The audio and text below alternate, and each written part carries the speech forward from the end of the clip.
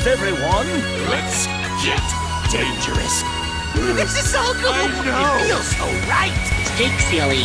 I'm sorry, who is this? Nice try, Moonman. Pretending not to know. Earth's greatest mastermind. You just made the list. I thought you said that was a myth. Just because it's a myth doesn't mean it's not true. If you all blindly follow my plan, we may have a chance. Sure, we talk about it all the time. Really? No. Burn. Game on, you Ducks. It's week 4 of the fantasy football season, and I have an amazing guest today. One of the best in the business, one of the nicest guys in the business, one of the most ripped guys in the business. Field Yates at ESPN joined to talk a lot, including Trey Benson, Trey Tucker, all the Treys, Thornton, Luther Burden, and more. So stay tuned for that, or just jump right ahead because that's all you came for.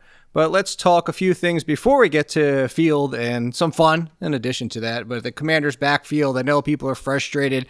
Jacory Croskey-Merritt hasn't seen the uptick people wanted. Chris Rodriguez became basically Brian Robinson, just to a lesser degree.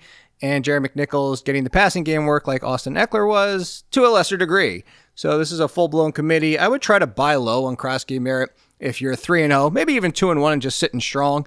If you have Croskey-Merritt, you probably have to be patient. Yes, both things can be true, and hope that the second half of the season turns better for him. Speaking of buy low, again, I would have to be a team that's near the top.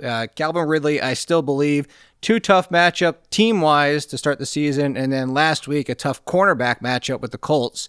And not necessarily going to get any better facing the Texans, but the talent's there. He's still leading the team in a lot of areas. Ayomanor's a nice breakthrough, and it wouldn't shock me if Ayomanor outscores Calvin Ridley this year, and the connection just never happens with Cam Ward. But I'm still betting on the talent between Ward and Ridley, and that things will get better. Quarterbacks, Justin Fields could be back this week. If so, yes, he's going to be a QB1 for me again. Yes, if this is the first time you've ever listened to this podcast or heard me say it, if you have Justin Fields, I'm just riding the roller coaster. You're going to get a lot more 20-point or better games than you will single-digit performances. It's just that the bad, when it comes, is really bad. So if you can't deal with it, if you don't think your team can deal with the Deshaun Jackson of quarterbacks with the up and downs, then Justin Fields isn't your quarterback. He's for me because I'm going to chase that top 10 ceiling, but there might be other options out there as well. Like if Jaden Daniels is out, I think Marcus Mariota would probably slot one spot in front of Justin Fields. He has similar ceiling, but obviously the safer floor. Some buys and sells, again, before we get to Field. I do like the backfield of the Broncos for a buy and a sell. I think you can sell high on J.K. Dobbins potentially if you get top 15 running back value. Then you can move on because RJ Harvey should hopefully, given the talent, start to split in more. And we finally saw Tyler Batty kind of get eliminated from the equation. It is Sean Payton, so this thing can fluctuate every single week. But J.K. Dobbins, I believe he can be the guy all year. But I think that there's a chance, depending on if a team is running back needy, that you can sell high for top 15 value. Meanwhile, RJ Harvey, if a team is struggling, can get him for low-end RB3 value, immediately jumping all over that, stash him on the bench for the future upside. Similar to Jacory Croskey-Merritt, hopefully second half of the season, even for a higher ceiling for RJ Harvey. The Seahawks running backs, another one where I think sell high in Kenneth Walker. Again, if you get top 15 value, I would move on. Charbonnet, buy low. You might even be getting him for less than Harvey or even Croskey-Merritt, given the situation with the injury and how bad he looked right before he missed last week. But he was the lead. He actually saw more opportunities than Walker in that game, despite the fact that Walker outplayed him. And this is just the Seahawks. It could be week to week. Kenneth Walker could be the guy for the rest of the year. But if you're getting top 15 value, you're getting away from the risk of it being Charbonnet 1 week and being a headache week in and week out. So I would just look to move on if you can. And then, of course, stash Charbonnet on the cheap where you can.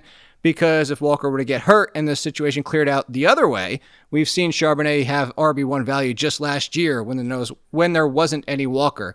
For CeeDee Lamb, before we get out of here, shout out to Draft Sharks. Check out their trade chart. It's a really good one I always reference. Gives you nice values for everybody, including where CeeDee Lamb now sits, kind of getting you an RB2 and a wide receiver 3 or a low-end RB2 and a low-end wide receiver 2 in return value. If you are 0-3, if you're 1-2 and about to be 1-3 because you have no wide receivers left, maybe you have Lamb and McLaurin, you have to take the value. You have to get opportunities on your team to get out there. Meanwhile, if you are 3-1, or 3-1, hopefully if you're 3-0, that doesn't happen this week. If you are 3-0, or maybe 2-1 and sitting really strong, yes, now is your opportunity to go buy CeeDee Lamb from a panicking, needy owner. and you could potentially have a top 5, top 3 wide receiver once he returns. Similar to the situation, Rashee Rice is getting close. The suspension is just a few weeks away from ending. I would buy now. It's only going to go up as we get closer because the people who had him waited it out. So I look for that opportunity. But as mentioned, an amazing guest. So let's just get to him and get to the fun and just the advice that he has to bring. So, as promised, the amazing Field Yates, one of the nicest guys in the business. And before we talk fantasy football, Field, so everybody has probably at this point seen your injury, your dislocated shoulder. Yep. But I don't want that to be your best sports memory. So, like, brag. What did you truck somebody so hard they forgot their mother's names? Like, I want something good for people to remember from your sports career. Yeah, I was trying to think. So, like, I always tell my kids now that they're 3 and 2, so they don't really comprehend it. But I tell them that Daddy used to play sports. Within like 10 years, I'll probably have been a Division I athlete. Within 50 years, I will probably have won the Heisman Trophy because no one will be able to tell me otherwise. I guess everything is documented now, but I wish I had more sports accolades to brag about. But sadly, that is one of the great limitations in my life. I'm with you on that one. 1 year of football. I was like, my field division went from went from like this to super narrow. People can't see because they can't see the video, but like I got that tunnel vision and I would just like black out. So I had one series as a quarterback, one play as a running back, and then I'm like, I got to play safety and face forward because I stink. Kicker would be a good one for the two of us. Oh, no, ban kickers. You're off the show. Ban your kickers. I know you want to ban your kickers. I'm not saying in fantasy. I'm just talking about in real life. You know, I mean, what is a good spot for us? Okay, that is true. All right, so let's talk actual fantasy players that matter. Right off the top, we have 2 big names, and I'm sure you've already talked plenty about them. I've actually seen you talking about a few of the ones that we're talking today.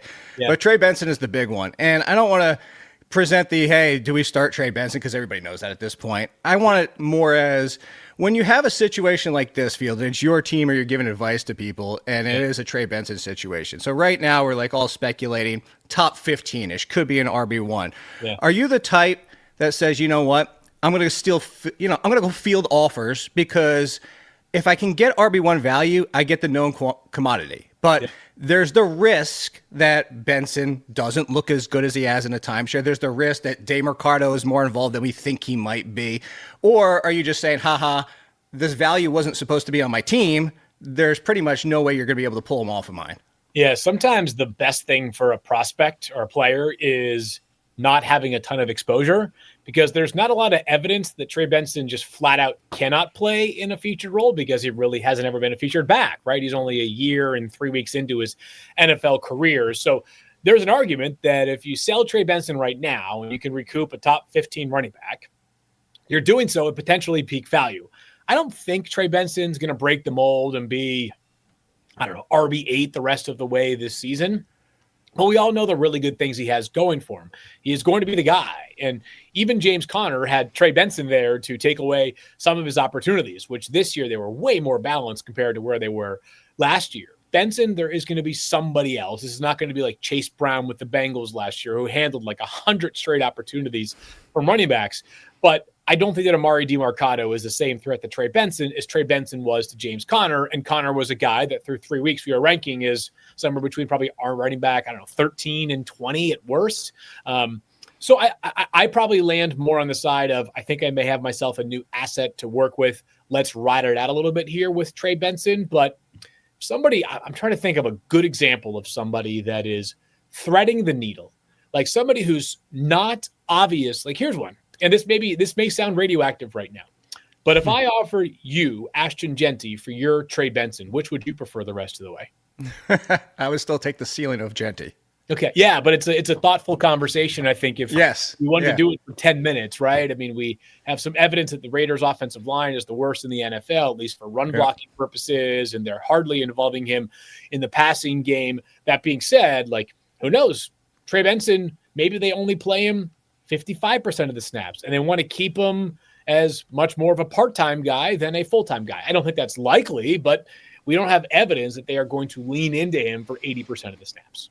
See, I was presenting the questions. You made me think for a second there. You had the hesitation. So I want to talk two wide receivers that I'm surprised at some of the bids that I saw in Fab for these two. The Trey Tucker and Tyquan Thornton last week. So Trey Tucker, I guess we should have seen coming because it was week 3 last year. His name is Trey. Like we should have just known. Yeah. So I'm going to kind of present my cases that I've brought up on the podcast before and in the waiver and ranks articles. But so Trey Tucker he's been playing the same snap percentage and route percentage as he was last year. The targets have just seen a little bit of bump, but I still have hesitations unless Brock Bowers is the disappointing Brock Bowers, because somebody has to kind of fall off here. Thornton's a different wild animal because Xavier Worthy could be the shoulder, it could be limited playing with that all year long. And we know Rashee Rice is coming back, but this is still multiple weeks away, where I still think that Thornton has taken over kind of that Hollywood role. So I guess as a bucket kind of, are you more in on Tucker or Thornton? And then I guess the second part of that, and I know I'm not supposed to do this, you know this, we're in the industry. I'm not supposed to shotgun a question at you, but I think you can handle it, Field, is are you more in on Tucker or Thornton? And then do you think both potentially are kind of overvalued because of how big their weeks 3 are? Yeah, so I'm a big believer in, and this is going to be a little bit long-winded, I'm a big believer in the idea that there are certain players that are 17-game or 18-week values, right? Like we expect Jahmyr Gibbs for the entire season, as long as he's healthy, to be one of the 5 best running backs in all of fantasy football. I also believe that we have like pocket players, what I call them, guys that for 3 to 4 weeks or maybe more optimistically, 4 to 6 weeks can really alter the landscape of your roster. It's possible that, and this is the first example that comes to mind for me, Juwan Johnson might be in that pocket category right now. I'm not totally sold that Juwan Johnson's going to be, for 18 weeks, a top 8 tight end. He is actually tight end 2 going into week 4, but he's playing so much. They play so fast. They've got nobody besides Chris Olave and him. So maybe he does cling to value, but if week 8 we're not talking about Juwan Johnson as a top 10 tight end, I don't think you or I will be completely and utterly shocked, right? This was not a guy that was generating much buzz coming into the season. So I look at both of Tyquan Thornton and Trey Tucker as a clear pocket players. For Thornton, though, the pocket could be a lot smaller, right? Maybe on Sunday Xavier Worthy plays, and I know that the intimations have already been he's going to play for a short period, a limited role. Maybe limited means 50% of the snaps in week 4 and then 100% of the snaps in week 5.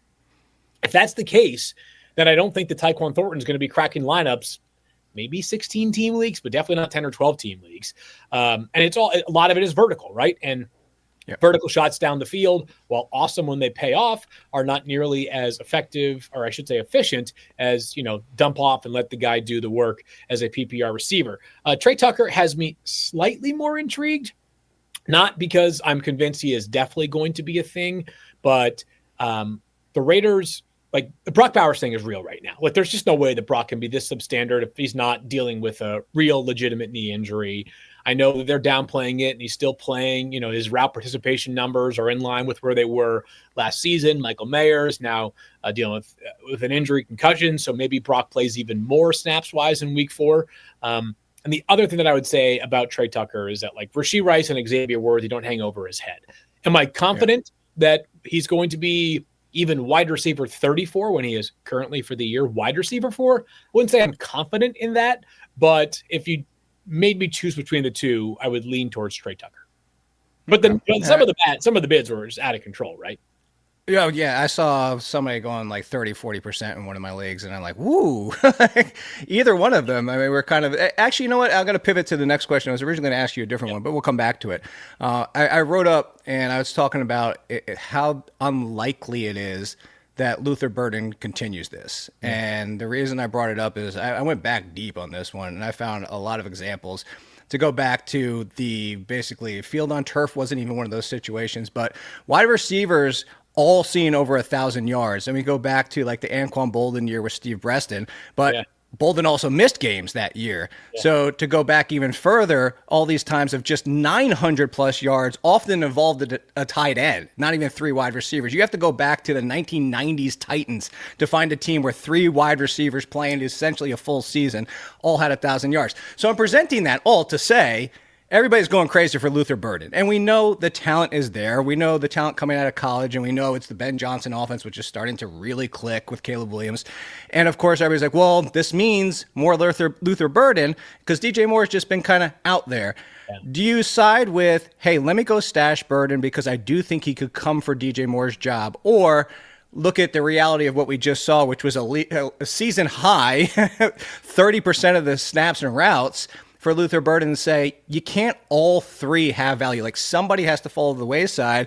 And I brought this up field too, is like, everybody's like, well, look at the Chargers. And I said, actually, yeah, look at the Chargers. Lad McConkey is the one that's fallen to the wayside. He's wide receiver 48 right now. So somebody has to take a back seat. So where do you fall in this whole Burden DJ Moore situation? Yeah, so Luther Burden is a very exciting prospect. He'd be a lot more exciting if the Bears traded DJ Moore, which some have speculated on, as DJ has taken a backseat to Rome Odunze through 3 weeks as the wide receiver one. That's now Rome's job, at least for now, it seems. And by the way, he's played awesome. Rome is the man. So holding on to Luther Burden just in case the Bears trade DJ Moore, to me, is a bit fleeting. If you do hold on to him and they keep DJ Moore, like, are we talking about like rookie season Jamison Williams, where there's going to be like 6 entrants into the SportsCenter top 10 plays for Luther Burden III, but he also might have like 22 catches all season? The talent was obvious in week 3, but 3 catches for 101 yards, was that like 65 of which came off of a flea flicker? Not to me a formula to sustain. I'm totally cool with adding high pedigree and high upside players to your bench. I was not moving mountains personally for Luther Burden last night on waivers. Yeah, I'm with you. I actually think this is one of those rare cases where it seems obvious to people when you pick somebody up and then immediately try to trade them. But that feels like one where you might be able to do it just because of the excitement around the talent. All right, 2 more questions and then a fun one to get you out of here. All right. We all saw the news. Jaxson Dart, he's taken over. It was a very short window for Russell Wilson. A lot of this obviously has to do with Brian Dable and the jobs over there. But Jaxson Dart obviously draws some similarities to their former quarterback, Daniel Jones, and even some of Drake May, where if we're talking fantasy purposes, hey, the rushing can offset things, but he comes right out of the gate to face that matchup with the Chargers. What's your outlook for Jaxson Dart? More so, not for him. It's a single quarterback league, so obviously we can play that speculative high-end QB2 if you want to risk it. But do you think this is necessarily 100% positive for Malik Nabers and Wan'Dale Robinson, or is this a potential sell-high situation for Nabers and Wan'Dale in the fact that what if it's bad? What if he's throwing 200 yards a game and 1 touchdown at best? Yeah, I really wish Wan'Dale had a better week in week 3 to actually sell high there, whether they made a change at quarterback or not. I think what will be really interesting for Malik Nabers and his utilization going forward is right now going into week 4, Malik Nabers ranks 4th in average depth of target in the NFL. It's like 16.8. He was 50th in that category last year. I would love it if the Giants played Malik Nabers much more like last season. And that's not just the fantasy side of me saying it. It's actually like the reality side of me saying that too. The offense is stuck in the mud right now. They had 1 good game against what might be the worst defense in the NFL.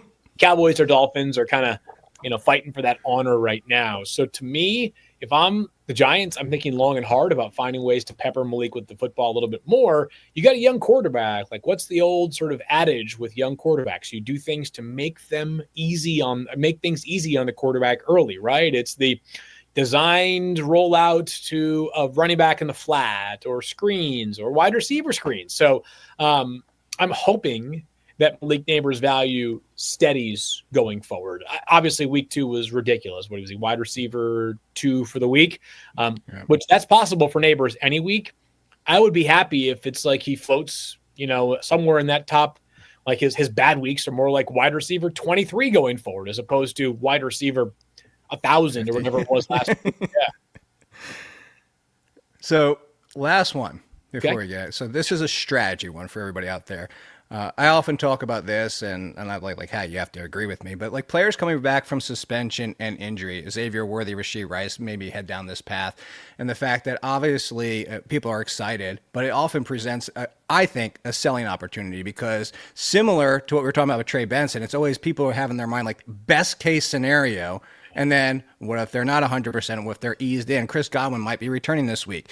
Do you see it the same way as in like, hey, you know what? The week I have this guy and he's coming back from either of those scenarios, I'm going to field all the offers I can because, again, to go back to the Benson, you might be getting the peak value and you've eliminated all that risk that you would carry on your team. It is definitely dependent upon the player. So to use the two Chiefs receivers, I'm holding my powder on Rashee Rice. Not only is the wait, I think, longer because it sounds like Worthy has a chance to play this upcoming Sunday. I just think Rashee Rice is a better player. Last year to begin the season, Rashee Rice was incredible. Worthy was really solid down the stretch last year, had the huge numbers in the Super Bowl when they were getting their butts kicked. I think Xavier Worthy's success last year felt a little more about circumstances than Rashee Rice's production in the past, right? Like I think Rashee Rice was circumstances. Every player has circumstances. His circumstances plus his talent. Worthy is really, really talented. I feel like Rashee Rice has a better chance to be the guy that just carries consistent value going forward. So I could do it on Worthy. I'm also like a little nervous about Xavier Worthy this week, like limit, unless we get, I would love for an Adam Schefter report on Sunday morning, like, hey, he's expected to play 75% of the snaps, 25% of the snaps, right? But like, if the number hovers around 50, that right there can be a real trap in fantasy football. A huge one. All right, so two fun things. I was going to do one, but I want to do one that actually might blow up in my face because you're way too fit, and you might say it might be a zero answer. But my fun rankings this week were the top 10 ice cream truck treats when we were growing up. Number one for me was all those characters with the bubblegum eyes. Did you have a favorite, or were you like you were already on the gym and working out, and all the kids were at the ice cream? I had an answer. So listen, I have a sweet tooth. On top of that, I got two young kids. We love the ice cream truck, especially in the summertime, right? And we're holding on to some great weather up here in Connecticut in September so far. Choco Taco is the winner, though. Love some Choco Taco. Choco Taco was actually number 2 for me. So there you go. Better, right. So Choco Taco is number 1. My kids are very into the characters because, of course, they are into the characters. So definitely like the little gumball eyes are a huge hit. Rocket Pops, what are they? The red, white, and blue popsicles are a big smash as well. Not for me. My kids, they'll love it. So what I end up doing is, this is, classic parenting hack here, is I actually took my kids yesterday. They have been off for school both yesterday and today because of Rosh Hashanah. And in the afternoon, I took my kids out for frozen yogurt. And you just go and get one for each of them because they're not going to finish it. Right? You're going to get the leftovers for both. Yeah, correct. And I'm not like we get ice cream all the time. We were just at this brand new play space near where I live. It happened to be right next to one of those froyo spots where you get to put the toppings on. So I'm not, parents out there that may hear this, I'm not like anti-ice cream or anything. I don't like, suppress my kids' opportunities. It just happened to be the closest thing to where we were leaving at that time. That's fine. All right. And what I call the Nando Fino special. This is the pick your poison before we get out of here. These are your 3 choices, Fielder. Are you ready? I'm ready. So you have to pick one. The first one is you have to sell Chase Brown, but for low RB2 value. Okay. So you're bailing. You have to buy Roma Dunze, but you're paying first round value, so you fully believe. Okay. Or the last one is, every time you get delivery food, you have to tip $0, but look the guy dead in the face when you take the order from him at your door. Oh, man. I'm going with selling Chase Brown. If I can get low-end RB2 value for Chase Brown, I'd take it right now. That worried. Yeah, man. I mean, 2 yards per carry, an offense that's just going to be really, really mid for much of the season, if not all of the season, because of Joe Burrow's injury. Rome has been awesome. He's been exceptional. And if I could get Roma Dunze for Ashton Genty, I would do it. But not any other first round picks. Am I saying maybe on my oh my God, I am so panicked. I need to trade this player for Roma Dunze. All right. Did the back ear start to get that sweat going up as you heard the third one? Because when I wrote it, I was like, could you imagine looking the person in the face and being like, yeah, I tipped you $0. Oh God, I just it pains me to even think about it. But God, man. Well, now everywhere you go, by the way, you can order literally you can order. Oh, they flip the tablet around? Is that what you're about to talk about? Not with that, but you could go somewhere you could walk in to a pizza joint that has hot slices available, right? You could walk in, you could be the only person in the restaurant, so there's no wait. You could walk in, say, "Can I have one slice of pizza?" They will give you one slice of pizza, which literally requires them to reach their hand to the right or the left, grab a slice of pizza, put it on a plate, and hand it right back to you. And they'll ask for a tip, which my general feeling is fine, go for it, right? But we've got now where I just assume I'm tipping on everything, right? It's $1.10 charge for whatever. Again, I mentioned I have 2 young kids. 1 lollipop. Here's an extra $1. So $1 lollipop becomes a $2 lollipop. Whatever it takes. I saw, I won't say the place, but it's one where it's like a Walgreens. Okay. And it was just picking up the online order and handed it to me. And it was they spun it around and there was the tip thing. I was like, really? I guess I'm putting $1 in because I want to be that guy. But before you get out of here, it's not like I'm telling anybody they don't need to know, because if anybody's doing fantasy, they know Field Yates, but promote yourself. Tell everybody, obviously the fantasy focus and everything. Yeah, if you guys want to hang out with us when you're not listening or reading Jake, come on over at 10 a.m. Eastern time, Monday through Friday. We're all on ESPN's YouTube page and, of course, wherever you get your podcasts. So myself, Daniel Dobbs, Stefania Bell, Mike Clay, we have a lot of fun. Try to get you as much as we can throughout the week before Sundays, which Fantasy Football Now is 10 a.m. Eastern time to 1 p.m. Eastern time, which is always a ton of fun as well. It is a fun show to watch. I watch it as well. And one of the best in the industry, top 5. If you somehow came to this podcast and don't know who Field is, rectify it right now. We appreciate it, man. My friend. Once again, that was the wonderifical Field Yates of ESPN. If you somehow are listening to the podcast, as I said, and you didn't know who he was, rectify that, follow him immediately. Check out Fantasy Focus and the fun they have over there. And the fun for us will be back on Friday. Friday fun of injuries, start, sits, late news that you need to know before setting your Week 4 lineup, which, reminder, we have Dublin, baby, and then London, baby. We have international games the next 4 weeks and a doubleheader for Monday Night Football this week. Good luck, everybody.